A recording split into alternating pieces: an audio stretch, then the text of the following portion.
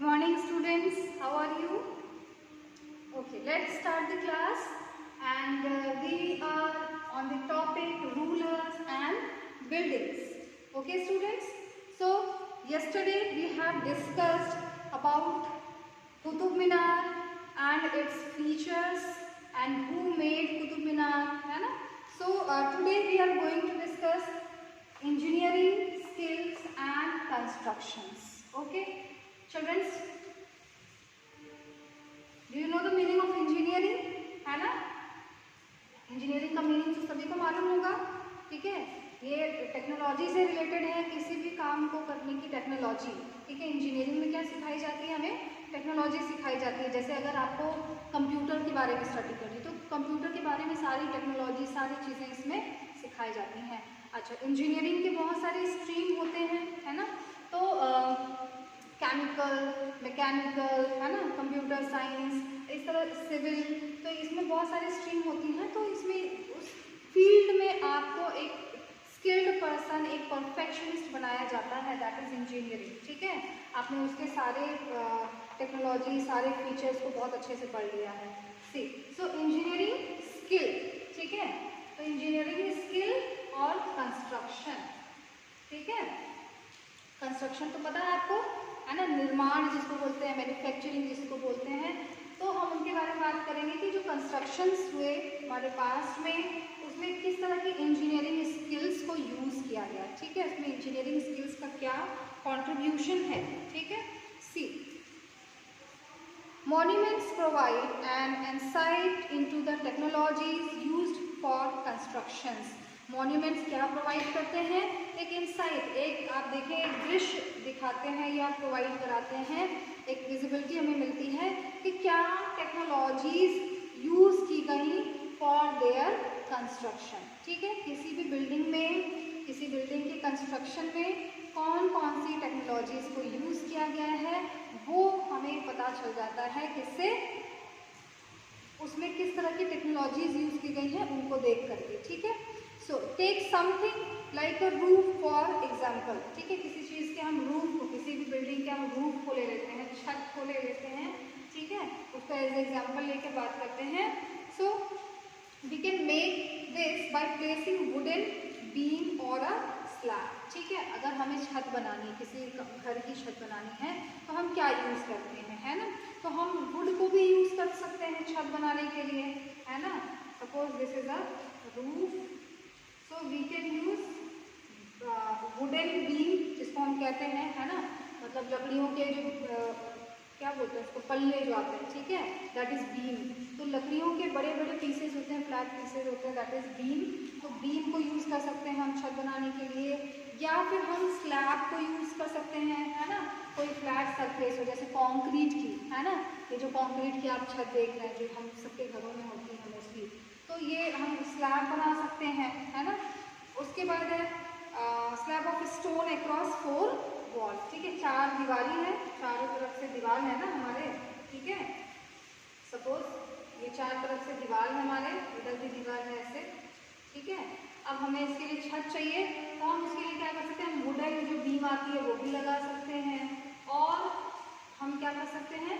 हम स्लैब जो कि स्टोन से या कंक्रीट के बने हुए जो फ्लैट सरफेस वाले जो होते हैं उनको भी लगा सकते हैं। जैसे हमारे सबके मोस्टली हमारे घरों में क्या होता है? स्लैब्स हैं, ठीक है? तो कंक्रीट की हम छत भी उसमें लगा सकते हैं। But the task become difficult if we want to make a large room with an elaborate super structure, ठीक है? लेकिन ये तो बहुत सिंपल चीज़ हो गई ना, हमने छत बनाने के लिए हमें वुडन उसका बीम का यूज़ कर लिया, या हमने स्लैब का यूज़ कर लिया, ये तो बहुत इजी है। लेकिन अगर आपको किसी बहुत बड़े बिल्डिंग, सपोज, ठीक है, एक बहुत बड़ा कमरा है या हॉल है, जो आप जैसे घूमने जाते हैं किसी मॉन्यूमेंट्स में, तो आप देखेंगे बड़े बड़े हॉल्स होते हैं वहाँ पर, ठीक है? तो उतने बड़े हॉल की बिल्डिंग पे इस तरह के छत बनाना पॉसिबल नहीं है, ठीक है? वो मजबूत नहीं रहेगा, वो गिर जाएगा, ठीक है? क्योंकि इनको सपोर्ट की ज़रूरत होती है। ऐसे बड़े छतों को, या बड़ी बिल्डिंग अगर कोई है, उसके छत को हम ऐसे कंक्रीट के या वुडन बीम के छत नहीं बना सकते हैं, वहाँ उनको सपोर्ट की ज़रूरत होगी, ठीक है? वो सर्वाइव नहीं कर पाएंगे। तो क्या करते हैं, सुपर स्ट्रक्चर जो होता है, ठीक है, जैसे आपने देखा होगा सुपर स्ट्रक्चर का मतलब हो गया कि a structure build on top of something else. जैसे मान लीजिए ये एक बिल्डिंग है लेकिन बहुत बड़ी है, ठीक है, ये बहुत बड़ा हॉल है और इसकी हमें छत बनानी है और इसके ऊपर भी आपको कुछ बनाना है, ठीक है। तो ये जो छत बनेगी, बहुत बड़ी जो हॉल है उसकी जो छत बनेगी वो किस तरह की बनेगी, है ना। So this require more sophisticated skill, ठीक है। इसके लिए क्या करने की ज़रूरत होगी, बहुत ही सोफिस्टिकेटेड स्किल की ज़रूरत होगी। सोफिस्टिकेटेड का मतलब क्या है कि जो बहुत ही स्किल्ड हो, ठीक है, यानी कि जिनको चीज़ों की बहुत समझ हो, है ना, चाहे वो सोशल इश्यूज़ हैं या लाइफ इश्यूज़ हैं या और भी चीज़ें हैं या टेक्नोलॉजी की है, तो उन सब चीज़ों की उनको बहुत ज़्यादा समझ हो, अंडरस्टैंडिंग हो, उसको हम कहते हैं सोफिस्टिकेटेड, ठीक है। तो सोफिस्टिकेटेड स्किल की ज़रूरत है, मतलब उनको, क्योंकि उनके पास एक्सपीरियंस है, they have knowledge, proper knowledge, ठीक है, तो वही लोग क्या कर सकते हैं, इस तरह के रूफ को बना सकते हैं, ठीक है। Between the 7th and 10th centuries architects, हमने 8th सेंचुरी से लेकर 18th सेंचुरी के बारे में बात किया था लास्ट क्लास में, and now we are talking about the 7th and 10th century, ठीक है, 7th and 10th century. So architects started adding more room, ठीक है, तो आर्किटेक्ट्स ने क्या करना शुरू कर दिया, बिल्डिंग्स में उन्होंने ऐड करना शुरू कर दिया ज़्यादा से ज़्यादा रूम्स को, ठीक है, ज़्यादा रूम्स बनाने शुरू कर दिए, डोर्स बनाने शुरू कर दिए, विंडोज़ बनाने शुरू कर दिए। To building roof doors and windows were still made by placing a horizontal beam, ठीक है, इन्होंने क्या करना शुरू कर दिया, adding more room, door, window to buildings were still made by placing a horizontal beam, ठीक है, उन्होंने हॉरिजॉन्टल बीम, हॉरिजॉन्टल ये है ना आपका, ठीक है, तो हॉरिजॉन्टल बीम लगा करके उन्होंने छत बनाना शुरू कर दिया और वो क्या करते थे, उसमें और भी ज़्यादा कमरे और ज़्यादा रूम्स बनाना शुरू कर दिया, विंडोज़ बनाने शुरू कर दिए, डोर्स बनाने शुरू कर दिए, है ना। There is an example of this building, example देख सकते हैं, आप सभी ने हवा महल का नाम सुना होगा, ठीक है। सो हवा महल इसी तरह की बिल्डिंग है जिसमें बहुत सारे डोर्स, विंडोज, है ना, और रूफ तो है ही, तो इस तरह की बिल्डिंग है। And still placing horizontal beam across 2 vertical column, ठीक है, 2 वर्टिकल कॉलम में ऐसे, ठीक है, 2 वर्टिकल कॉलम में उन्होंने क्या किया, ये रूफ बनाने शुरू कर दी। By style column, by style of architect called trabeate, ठीक है, ट्रेबिट जैसे बिल्डिंग्स होती हैं, suppose this is a building, इस बिल्डिंग के ऊपर ये जो फ्लैट सरफेस है इसको ट्रेबिट कहते हैं, इसके ऊपर आपने इस तरह का भी देखा होगा, है ना, तो इस तरह के जो स्ट्रक्चर्स होते हैं इसको भी हम ट्रेबिट बोलते हैं।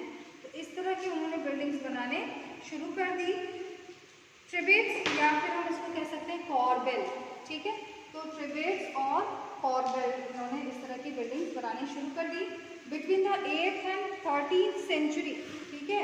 अब 8th और 13th सेंचुरी की बात कर रहे हैं, 8th and 13th, ठीक है, तो 8th और 13th सेंचुरी के बीच में trabeate style was use in the construction of temple, ठीक है, इस तरह के जो ट्रेबिट शेप होते थे रूफ के, उनको कहाँ यूज़ किया जाने लगा, तो in mostly temples, mosques, tomb and in buildings attached to large stepped wells, ठीक है, जिसको आपने सुना होगा बावली, ठीक है, तो बावली एक एक्चुअली वो कुआं होता है, ठीक है, जो वेल होते हैं, कुआं होता है, और उसमें चारों तरफ क्या होती है, सीढ़ियाँ लगी होती हैं, ठीक है, तो वो उनको बावलीज कहा जाता है। तो बावली हैं, टेम्पल्स हैं, मॉस्क्यूज हैं, टॉम्स हैं, इस तरह के कंस्ट्रक्शन में ट्रेबिट्स और कॉर्बेल का यूज़ किया जाने लगा, ठीक है। आर्किटेक्टर्स ने क्या किया था, जो आर्किटेक्ट्स थे उन्होंने इस तरह का रूफ बनाना शुरू कर दिया था। You can see in figure 2A and 2B, you can see this, आप देख रहे होंगे कैसे बनाया हुआ है इसमें, ये आर्क शेप है, ठीक है, एंड उसके ऊपर भी छत बनाई हुई है ऐसे, ठीक है। तो ये जो छत बनाई है क्या करें, इसको सपोर्ट दे रही है ना। तो ये क्या है, इस तरह से बनाए गए। और मॉस्क्यूज में आप मोस्टली देखते हैं कि यही शेप होता है ना, मॉस्क्यूज में मोस्टली ये शेप होता है, मंदिरों में ये शेप हो जाते हैं। तो ये इस तरह के कुछ एग्जाम्पल दिए गए हैं कि फ्रॉम 7, 10, 8 एंड 14 सेंचुरीज में इस तरह के फेवेट्स और कॉर्बेल्स बहुत ज़्यादा फेमस थे in architect. Okay,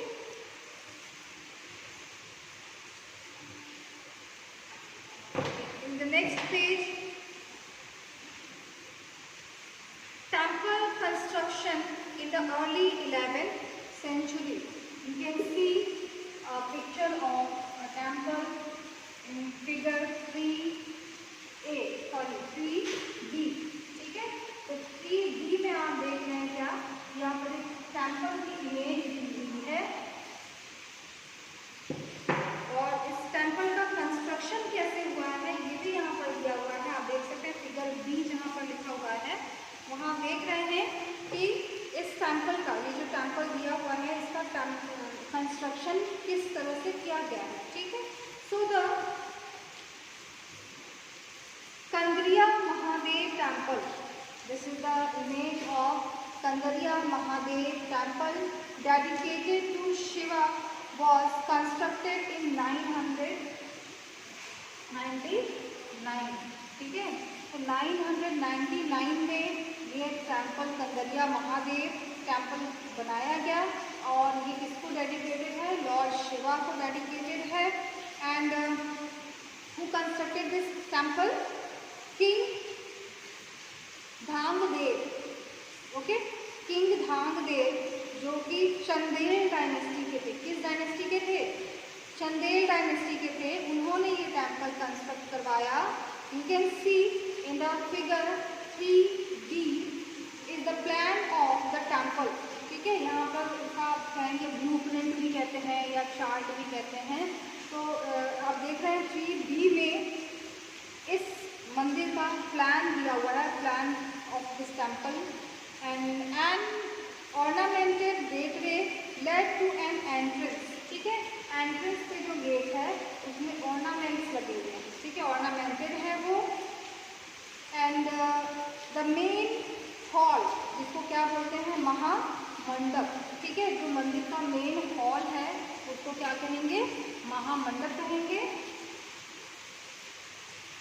Where dances were performed in that mandap, the dancers perform their dance to show their love, to show their devotion to Lord Shiva. The image of the chief deity was kept in the main shrine, ठीक है। देखिए जो ancient temples हैं उन ancient temples में जो statue होती थी या जो भी मूर्ति होती थी उनको कहाँ रखा जाता था, उनको बिल्कुल अंदर रखा जाता था। कहाँ पर, गर्भगृह, ठीक है। जहाँ पर गॉड के स्टैचू या कोई भी उनका जो मतलब एक होता है ना एग्जिस्टेंस जो बनाया जाता है उसको कहाँ रखते थे, उसको वो गर्भगृह, ठीक है, गर्भगृह में उनको रखा जाता था। This was the place for ritual worship where only the king, his immediate family and priest gather, ठीक है।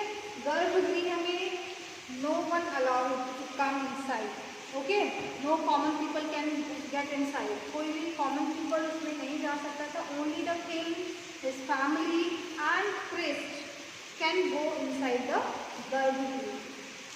The Khajuraho complex contain royal temple where commoners were not allowed entry. सी, खजुराहो का जो टेम्पल है, आपने सभी ने सुना होगा खजुराहो टेम्पल, ओके। सो खजुराहो का जो टेम्पल है MP में है, तो खजुराहो टेम्पल में जो कॉमन पीपल थे, they were also not allowed to enter in the temple also, temple and garbhagriha, ठीक है। उनको टेम्पल्स में जो रॉयल टेम्पल्स होते थे उसमें कॉमन पीपल्स को जाना बिल्कुल अलाउ नहीं किया गया था। The temples were decorated with elaborately carved sculpture. आप देखेंगे ये जो टेम्पल है खजुराहो टेम्पल, ये बहुत ही डेकोरेटेड है और बहुत ही मतलब डिटेल में, जैसे इलेबोरेटली मीन्स तो क्या डिटेल, ठीक है, तो बहुत ही डिटेल में इसके स्कल्पचर्स हैं, ठीक है। इसके जो भी डिज़ाइनिंग की गई है वो बहुत अच्छी की गई है और ये उस टाइम कॉमन पीपल के लिए एंट्री वहाँ पर अलाउ नहीं थी, ठीक है।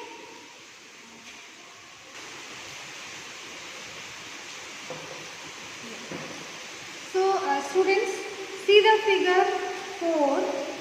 This is an image of a temple which name is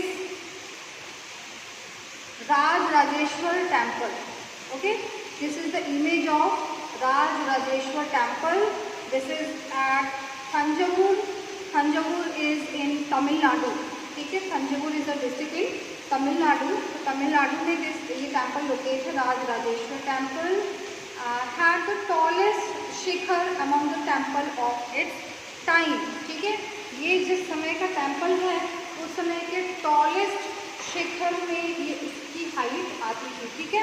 means इस बिल्डिंग की जो हाइट, जो ये कह सकते हैं जो सबसे हाईएस्ट पॉइंट था, ठीक है, उसको हम शिखर कहते हैं। मंदिर का जो सबसे हाई पॉइंट है वो हमको शिखर कहते हैं। तो Thanjavur had the tallest Shikhar among the temple of its time, ठीक है। इसकी हाइट बहुत ज़्यादा थी इसके शिखर की। Constructing it was not easy because there were no crane in those days and the 90 ton stone for the top of the shikhara. See ये कितना मतलब टिपिकल और कितना मुश्किल था, डिफिकल्ट था इसको बनाना, बिकॉज जिस समय ये बनाया गया था उस समय क्रेन्स नहीं होते थे। जैसे आज अगर हमें कोई हैवी चीज़ उठानी है तो वी कैन यूज़ क्रेन्स, ठीक है, फॉर लिफ्टिंग हैवी और weight materials, but at that time they were not cranes, ठीक है, उस समय क्रेन्स नहीं थे। और जो इसका शिखर, इसका जो टॉप पॉइंट है इस मंदिर का, ठीक है, तो 90 टन स्टोन्स से बनाए गए हैं इसके शिखर को। और उस समय क्या था, उसमें टॉप पे, ठीक है, इतनी ऊंचाई पर, अभी आपने पढ़ा कि ये जो टेम्पल है जिस टाइम का है उस समय सबसे हाईएस्ट शिखर माना जाता था इस मंदिर का।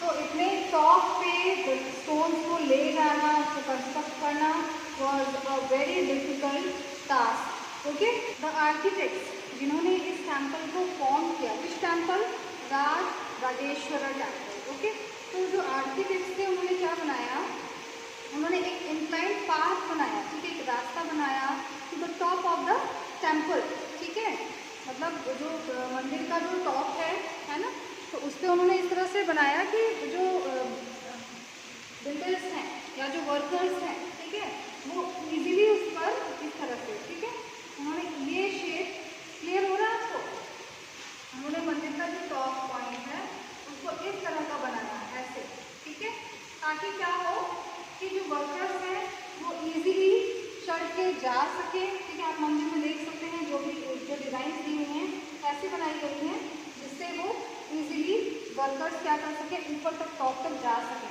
ठीक है, और मंदिर के शिखर को प्रॉपरली बना सके, ठीक है। The path started more than 4 kilometre away so that it would not be so steep, ठीक है। आप देखेंगे कि जो पाथ बनाया है, ठीक है, मंदिर के शिखर पे ही नहीं, इवन मंदिर का जो रास्ता है उस पर भी उन्होंने इस तरह का कुछ पाथ बनाया कि वर्कर्स को लोड कैरी करने में इजी हो, ठीक है, वो इजीली वहाँ पर स्टोन्स को जिससे मंदिर का फॉर्मेशन हो रहा है, कंस्ट्रक्शन हो रहा है, उस मटेरियल को इजीली मंदिर के पास तक पहुँचाया जा सके। This was dismantled after the temple was constructed। ठीक है, ये जो पाथ इन्होंने बनाया उसको तब तक बनाए रखा जब तक कि मंदिर का काम कंप्लीट नहीं हो गया। ठीक है, but the residents of the area remembered the experience of the construction of the temple for a long time।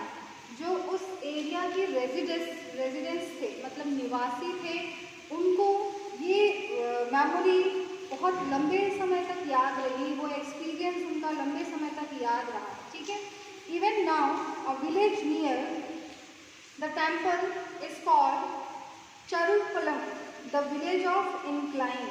इसको क्या कहा जाता है, उस गाँव को जहाँ पर ये टेम्पल है, विलेज ऑफ द इंक्लाइन कहा जाता है। क्यों?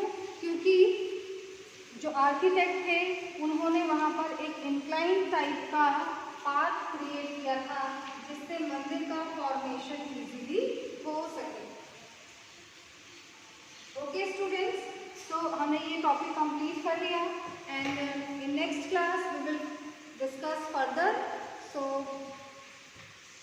आई am giving you homework, find out some interesting facts related monuments and buildings and structures formed by the different rulers. Thank you so much.